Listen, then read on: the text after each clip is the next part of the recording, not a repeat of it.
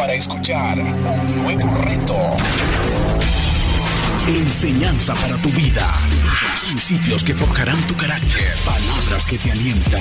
Bienvenidos al Tabernáculo Bíblico Seguidores de Jesús. Escucha Palabra de Dios.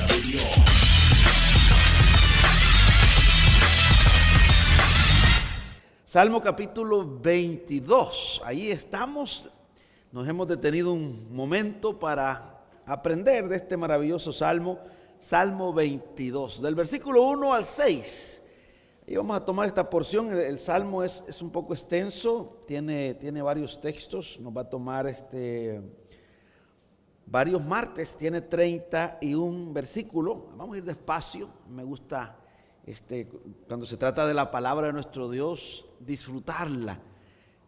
Como dicen, sabrosearla, sí, gustarla, porque es deliciosa, como decía el salmista, que es dulce más que la miel a mi paladar, es dulce la palabra de nuestro Dios. ¿Lo encontró? Salmo 22.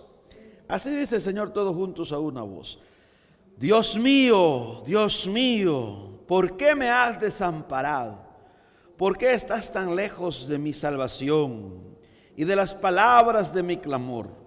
Dios mío, clamo de día y no respondes, y de noche y no hay para mí reposo. Pero tú eres santo, tú que habitas entre las alabanzas de Israel.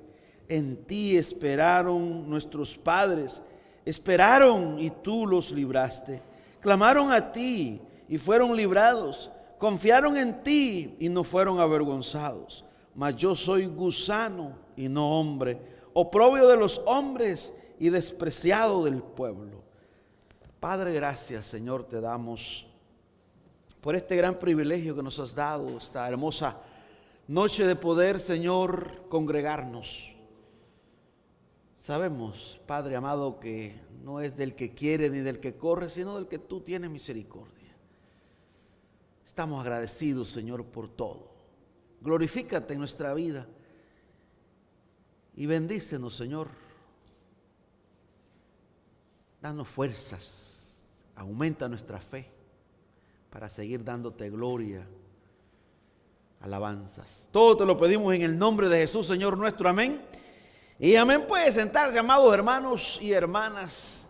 Una vida llena de la palabra, una vida llena de la palabra. Cuando nosotros nos hacemos cristianos, hermanas y hermanos, cuando hay esa conversión, cuando el Señor hace ese milagro, digo nos hacemos porque podemos nosotros ver ese cambio, esa vuelta que sucede cuando nos regresamos al Señor por medio de Jesucristo. Es una obra del Señor. Nosotros actuamos, pero Él es el que obra en nosotros. A través del Espíritu Santo, Él es el que convence al hombre del pecado. Él hace que el hombre reconozca que es pecador. Hasta el incrédulo reconoce que es pecador y que un día va a ir al infierno. Y algunos hasta se jactan y dicen, bueno, voy a ir al infierno. Y ese montón de personas que están en los estadios, que están en los conciertos, pues no me voy a ir solo. Qué terrible consuelo para el hombre y la mujer que ama su pecado. La Biblia habla de ese lugar de espanto, habla de ese lugar de tormento, donde el fuego no se apaga, donde el gusano no muere, donde será el lloro y el crujir de dientes. Como cristianos, no se lo deseamos a nadie.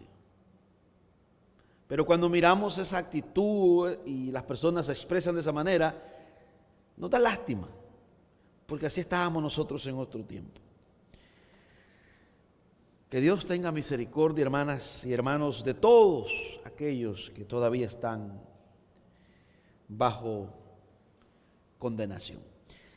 El Salmo 22 es un grito de angustia y canto de alabanza. Sabemos nosotros que los salmos son alabanzas, acompañados con instrumentos. Vinieron a ser el linario de los judíos. Esta podríamos decir que es la verdadera alabanza.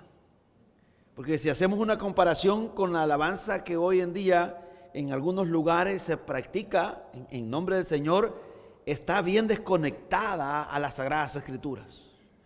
Si usted se da cuenta, hermanas y hermanos, cuando estudiamos la Biblia, la alabanza a nuestro Dios está dirigida por la palabra, por el carácter de Dios y va dirigida a Dios, no al hombre.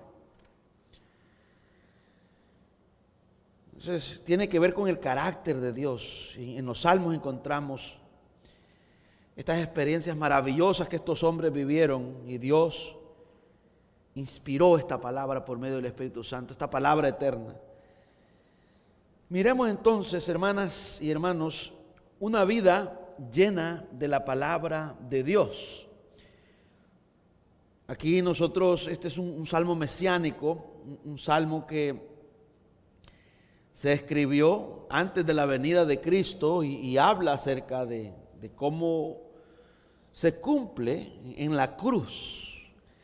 Y esas expresiones que nosotros miramos en la cruz son las alabanzas de Jesús, los himnos de Jesús en la cruz. Y en la persona de Jesús, hermanas y hermanos, nosotros podemos ver cómo Jesús, cuando fue tentado, aquellos 40 días y 40 noches, cómo Él usó la palabra de nuestro Dios, usó el libro de Deuteronomio para confrontar a la mentira. Y venció. Escrito está, escrito está, escrito está. Y ahora lo encontramos en la cruz. Y en la cruz usted va a ver a Jesús cantando, pero está agonizando. Así es. El salmista escribió algo que él probablemente no lo haya vivido como lo vivió Jesús. El salmista experimentó sufrimiento, pero no al nivel como el que soportó nuestro amado Señor Jesucristo. Porque al salmista no encontramos en las Sagradas Escrituras que lo hayan azotado y lo hayan flagelado, de tal manera que le hayan dejado los huesos descubiertos. No encontramos también al salmista David que haya estado clavado en una cruz. Eso no pasó en David. Sí encontramos que David pecó, sintió la soledad, sintió el abandono del Señor, fue perseguido por Saúl, fue perseguido por Absalón su hijo, tuvo unos momentos cruciales, la muerte del niño, la muerte del pueblo, algunas cosas tremendas que pasaron en la vida de David, aflicción, pero no se puede comparar a la aflicción de nuestro amado Señor Jesucristo. Así que el Salmo comienza con esta expresión que es muy conocida por lo que el Nuevo Testamento revela. Dios mío, así empieza. Dios mío. Y ahí viene la pregunta. ¿Por qué me has desamparado? Salmo 22, versículo 1. ¿Por qué estás tan lejos de mi salvación y de las palabras de mi clamor? Versículo 2. Dios mío, clamo de día y no respondes, y de noche y no hay para mí reposo. Los escritores en el Nuevo Testamento registran estas palabras. Marcos, por ejemplo, usa el lenguaje arameo y escriben esas palabras en arameo, en Marcos capítulo 15, versículo 34. Dice: y a la hora novena Jesús clamó a gran voz diciendo: Eloí, Eloí, lama sabactani, que traducido es: Dios mío, ¿por qué me has desamparado? Mateo usa el idioma hebreo, mientras que Marcos usa el arameo. Mateo usa el hebreo para comunicarle a los judíos esta expresión que ellos ya eran conocedores, porque en el templo se canta y se cantaba el Salmo 22. Mateo 27:46 dice: cerca de la hora novena Jesús clamó a gran voz diciendo: Elí, lama sabactani. Esto es: Dios mío, ¿por qué me has desamparado? Está Jesús cantando el Salmo 22. Aquí nos podemos entretener nosotros y observar cómo luce una vida llena de la palabra de Dios. No hay lugar para la queja, no hay lugar para renegar cuando estamos saturados con la palabra de nuestro Dios. Esto es impresionante, esto me impactó estos días y todavía hoy en la tarde estaba meditando y le pedí al Señor, yo le decía: Señor, lléname con tu palabra. Es importante llenarse de la palabra de nuestro Dios. Porque cuando llega ese momento imagínense cuando viene la tentación, ¿cómo vamos a enfrentar la tentación? Con la palabra. Y si usted se da cuenta, cuando no tenemos la palabra en nosotros, colapsamos en la tentación. Porque divagamos. Si sale una persona allá afuera y si usted no tiene la palabra, usted pueda que diga, como dice aquel pastor, como dice mi abuela, o como dice mi amigo en el trabajo. Esas son palabras muertas. O yo pienso que esto es así. Nosotros por naturaleza somos personas que nos gusta opinar, nos gusta dar nuestra sugerencia. Eso suele, hermanas y hermanos, salir de nosotros cuando la palabra de Dios no nos gobierna. Pero cuando la palabra de Dios usted la lee, la estudia, la escucha, cuando llegan esos momentos, se viene. Cuando aparece una situación, cuando una persona lo humilla, ¿se acuerda lo que dice el proverbio? Honrale es al hombre pasar por alto la ofensa. ¿Se acuerda lo que dijo Jesús? Bendecí a quienes nos maldicen, amá a vuestros enemigos, haced bien a quienes nos hacen el mal. Pero cuando no tenemos la palabra, nos ponemos rojos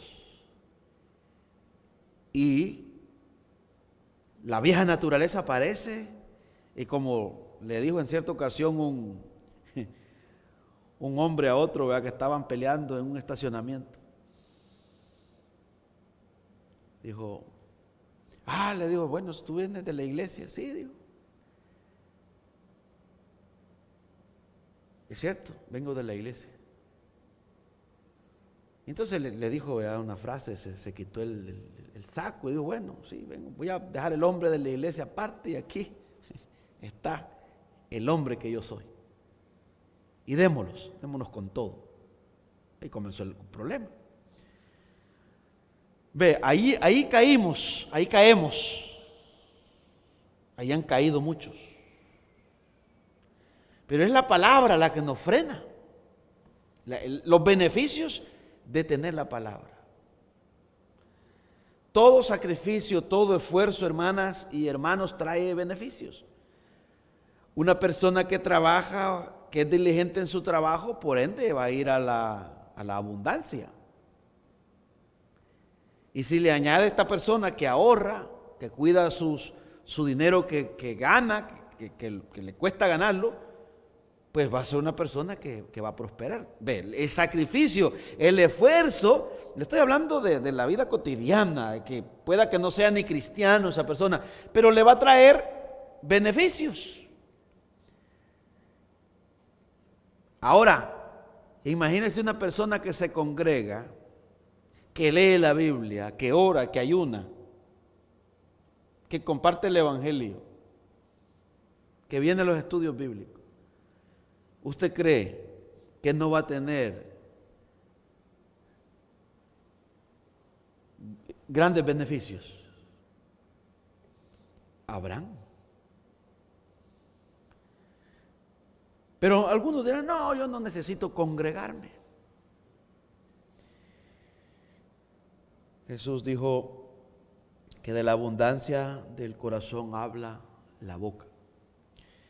Entonces aquí estamos viendo nosotros de la abundancia que había en el corazón de Jesús, está ahí, y nosotros dejamos al salmista y nos vamos al Nuevo Testamento porque es a donde apunta y es la parte crucial, donde nosotros encontramos a un hombre agonizando que había sido azotado, le habían puesto una corona de espina, había cargado la cruz, había sido crucificado desde las 9 de la mañana, 6 horas a la hora novena, a las 3 de la tarde, en el tiempo judío, 6 horas colgado, desangrando, muriendo lentamente,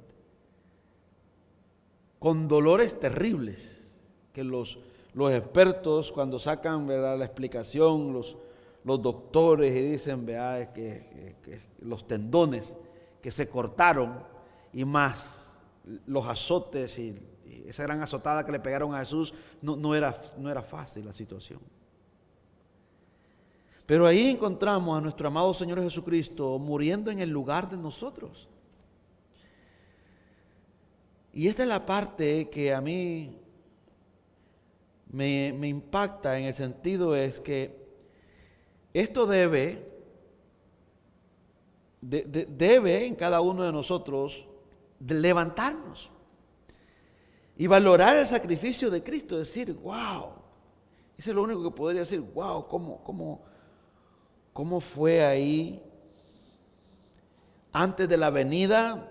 Con razón es que Jesús siempre estaba diciendo, me es necesario ir a Jerusalén y que se haya entregado en manos de los sacerdotes y que sea azotado y crucificado, pero al tercer día voy a resucitar. Ya sabía Jesús. Sabía, hermanas y hermanos, que a eso venía, a morir en el lugar del pueblo, en el lugar de su iglesia, en el lugar de ese remanente que Dios escogió desde antes de la fundación del mundo. Cristo no murió por los incrédulos que no creen en Él. Ellos tendrán que recibir la justicia de Dios, tendrán que recibir la ira de Dios en carne viva. Cristo murió por los que creen en Él. Claro, porque de tal manera amó Dios al mundo, habla en general, porque de toda clase de personas, toda clase de cultura, no solamente se limita que Jesús vino para salvar a los judíos, sino para salvar a su pueblo. Eso significa su nombre, a su pueblo, pero este pueblo es universal. Aquí habemos de Guatemala, de República Dominicana, de Honduras, de El Salvador y de otros países, y de aquí de Estados Unidos, porque los que han nacido aquí, pues los niños y las niñas que han nacido aquí, pues son norteamericanos. Pero ve, de diferentes lugares, ahí se cumple entonces que Cristo Jesús vino para salvar al mundo, para salvar a personas que están en el mundo, no importa su cultura, su idioma, su posición social. Él los llama a todos, y aquel que oye, aquel que se arrepiente de sus pecados, recibe salvación eterna y reconciliación con nuestro Dios. Así que hoy, hermanas y hermanos, podemos aprender en primer lugar que una vida llena de la palabra de Dios, en el momento de aflicción, en el momento de dolor, el dolor se convierte en alabanza. Porque mire a dónde nos lleva. En el versículo 3 dice, pero tú eres santo.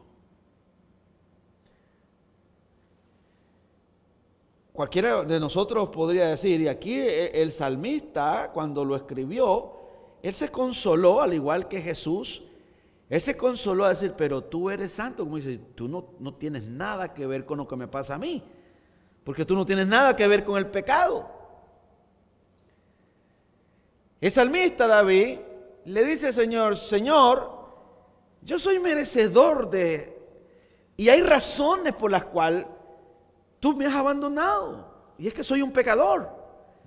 El pecado no permite que tengamos esa unión.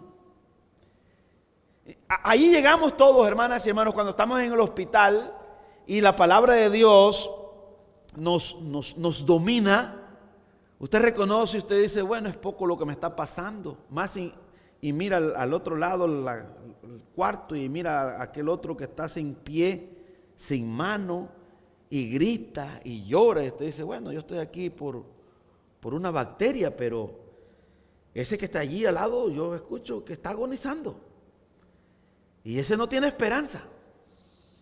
Pero es poco lo que estamos sufriendo para lo que merecemos. Y Dios no tiene la culpa la tenemos nosotros porque somos pecadores.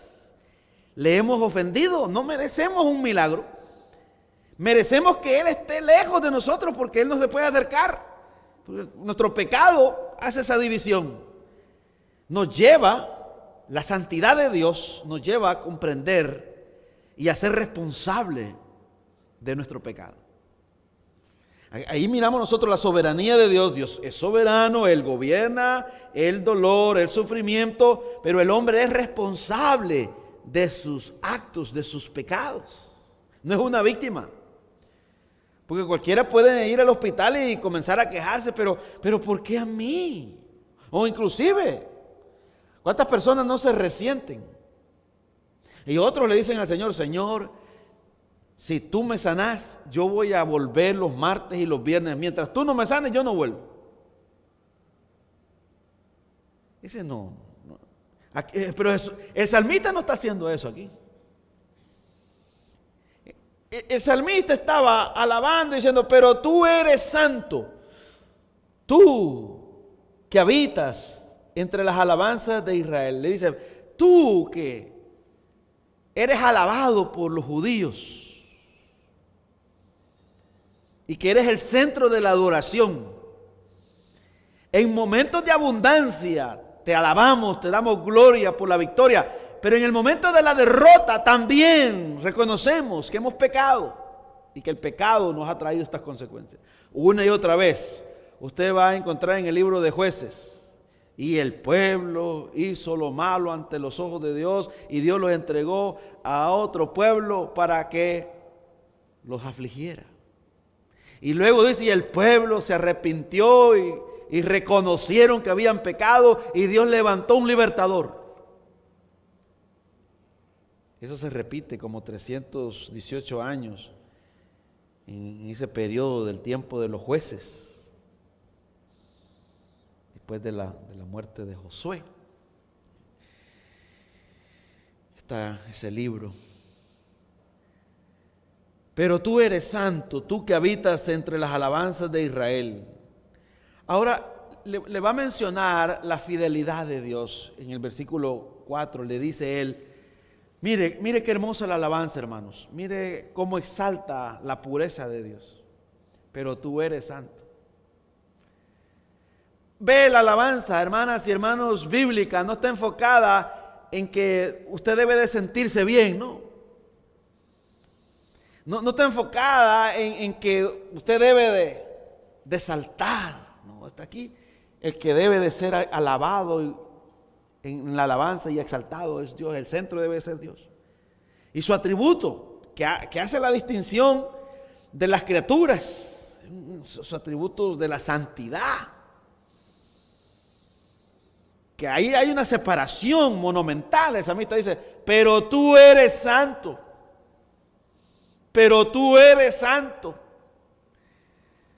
¿Se acuerda Isaías, hermanas y hermanos, en el capítulo 6 cuando tuvo aquella visión que dijo, ay de mí, que soy hombre muerto, porque siendo de labios impuros he visto al Dios santo, al sublime Dios? Y Dios tuvo misericordia de Isaías.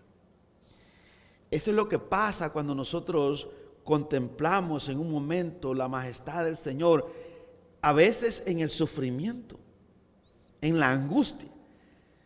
Pero en lugar, hermanas y hermanos, de querer justificar o creernos víctimas, nos declaramos culpables, merecedores de la muerte. Ahora él se aferra a la fidelidad de Dios y le dice: en ti esperaron nuestros padres. Esperaron. Y tú los libraste. Aquí, hermanas y hermanos, este texto es amplio.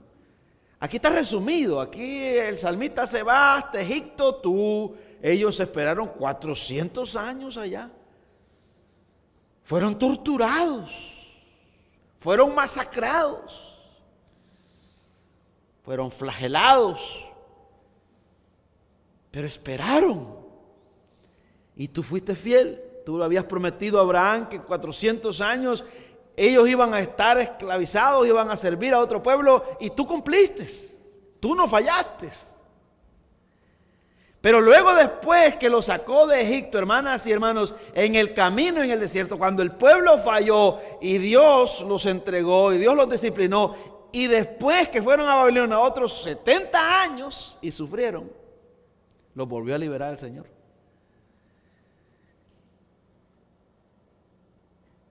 El salmista, esto es maravilloso, porque si hay algo que nosotros podemos aprender esta noche es que en el momento de dolor, de pérdida material, cuando hay un dolor agudo en el cuerpo, sí, con lágrimas, debemos de ir al Calvario y recordarnos a nuestro amado Señor Jesucristo su clamor y compararnos, decir, bueno, lo que yo estoy sintiendo, este dolor, comparado con lo que Jesús sufrió por mis pecados, no puedo compararme con Él.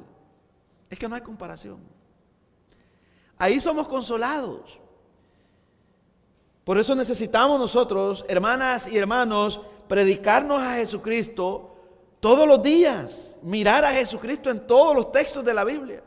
Y el día que lo comencemos a contemplar, porque la historia de Jesús es una historia de sufrimiento y de gloria. La historia de Jesús, hermanas y hermanos, es una historia de sufrimiento y de gloria.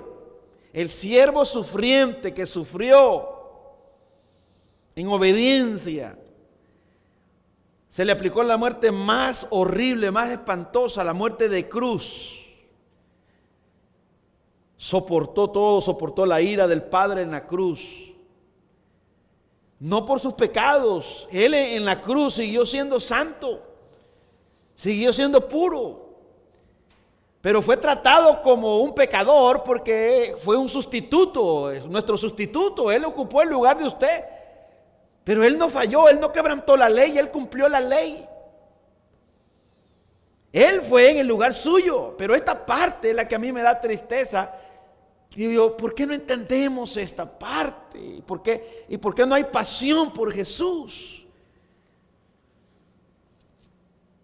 Nosotros deberíamos de vivir como locos, gritando, cantando. Sí, hay que trabajar, pero deberíamos de demostrar que hay un gran agradecimiento de lo que Jesús hizo, de lo que Jesús sufrió por nosotros. Que nadie, ni su mamá, ni su papá, ni su hermano, ningún ser humano lo va a hacer. El apóstol Pablo en Romanos dice: ¿osaría alguien se podría atrever a sufrir por una buena persona? Dice, pero por una buena persona. Pero por una persona ingrata, malvada, nadie se atrevería a sufrir o a morir. Sin embargo, Dios lo hizo, mas Dios muestra su amor para con nosotros, que siendo aún pecadores, Cristo murió por nosotros. Aún siendo pecadores, a pesar de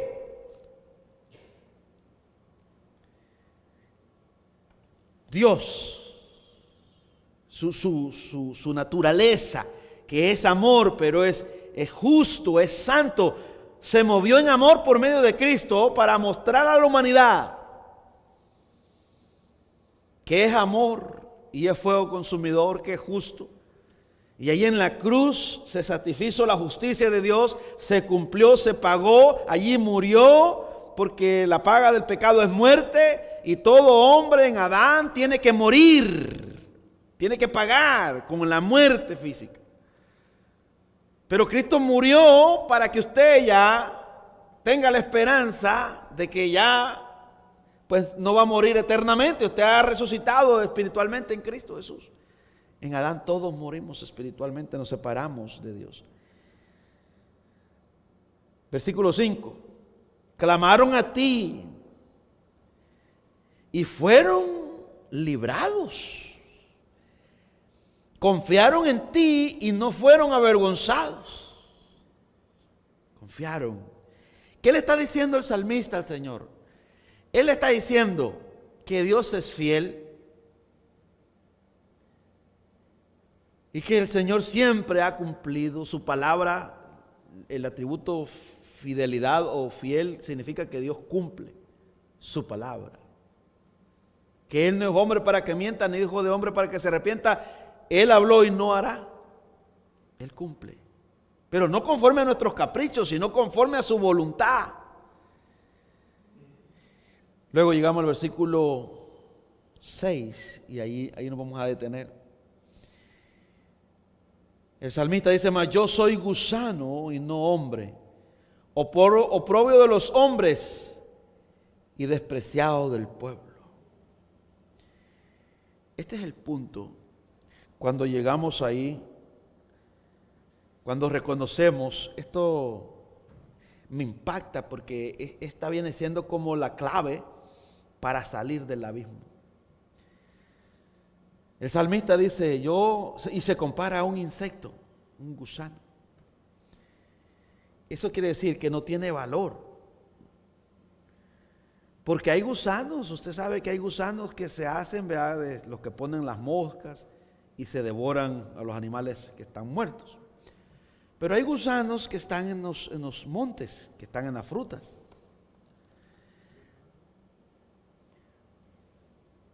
De cualquier clase de gusano,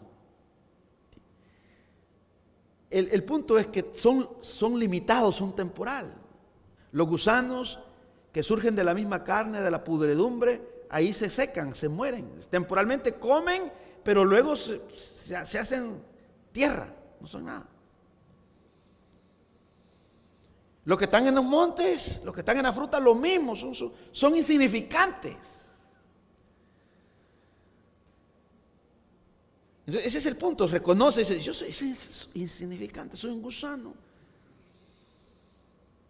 Y soy un gusano que soy oprobio de los hombres y despreciado del pueblo. Ahora nosotros dejamos a David, y David fue despreciado, pero no de una forma general. Él tuvo siempre un ejército. Él no perdió su ejército. Pero cuando usted viene al Nuevo Testamento y usted ve el cumplimiento en Jesús, a Jesús lo abandonaron hasta los discípulos.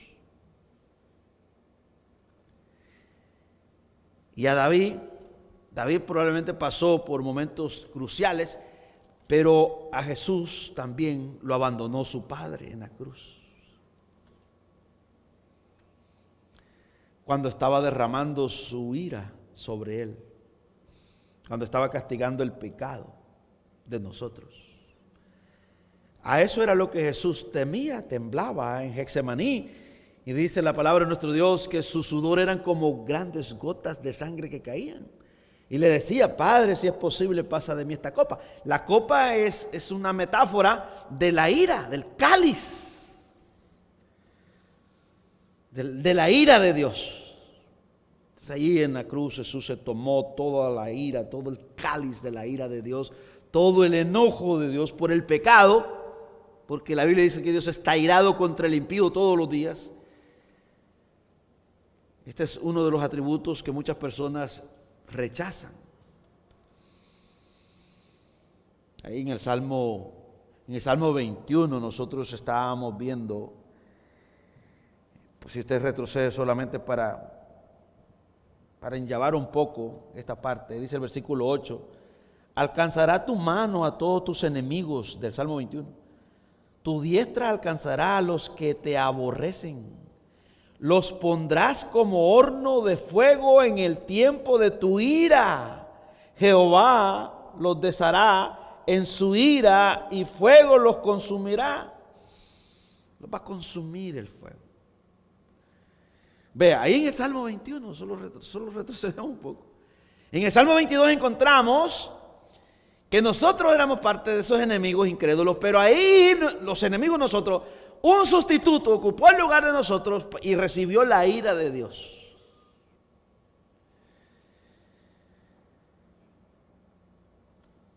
Ahí está el Evangelio.